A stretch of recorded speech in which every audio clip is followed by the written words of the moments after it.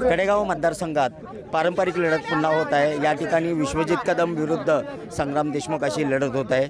आपण विश्वजित कदम यांच्यासोबत बातचीत करत आहोत।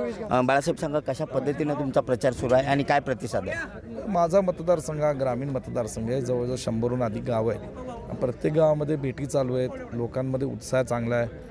महाविकास आघाडीच्या आणि आमच्या पतंगरावजी कदम साहेबांनी केलेलं काम, मी 6 वर्षात जे 1200 कोटीचा निधी इथं आणू शकतो ते काम, म्हणून लोकांना एक वेगळं उत्साह लोकांमध्ये। मला खात्री माणसं आणि लोक माझ्या पाठीशी आशीर्वाद देऊन माझ्या पाठीशी उभे राहतील। विरोधकांच्याकडून असा आरोप केला जातो संग्राम देशमुख यांच्याकडून की गेली 10 वर्षात या भागात विकासच झाला नाही, त्यामुळे विकासाला गती देण्यासाठी मी निवडणुकीच्या रिंगणात आकडेवारी कळत नसेल किंवा त्यांचं शिक्षण जरा कमी असेल, 1200 कोटीचा निधी या 6 वर्षात आणला आणि तो कागदावर आहे। लोकांना सगळा विकास दिसतोय, म्हणूनच एवढा उत्साह लोकांमध्ये आहे आणि एवढं चांगलं वातावरण आहे। आम्ही कारखान्यात ऊसाची बिलं वेळेत दिलेली आहे, कामगारांचे पगार वेळेत दिलेले आहेत। विरोधकांना बोलायला काही नाही आणि म्हणून असल्या गोष्टींवर माणसं लक्ष देणार नाही। राज्यात आणि सांगली जिल्ह्यामध्ये महाविकास आघाडीला कसं वातावरण आहे? तुम्ही बाहेर सुद्धा प्रचाराला जाता? नाही, महाराष्ट्रात अत्यंत चांगलं आहे। मी तुम्हाला 100% विश्वास सांगतो, राज्यामध्ये महाविकास आघाडी सत्तेवर येणार आहे। विजयाची कितपत खात्री वाटते?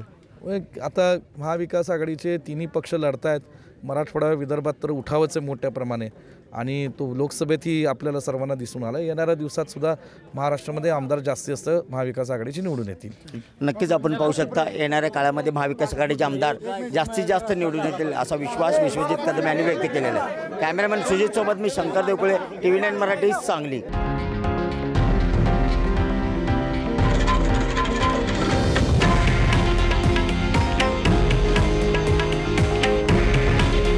हे आहे देशातील नंबर 1 न्यूज नेटवर्क आणि आपण पाहत आहात TV9 मराठी। काळजी तुमची, हित महाराष्ट्राचं।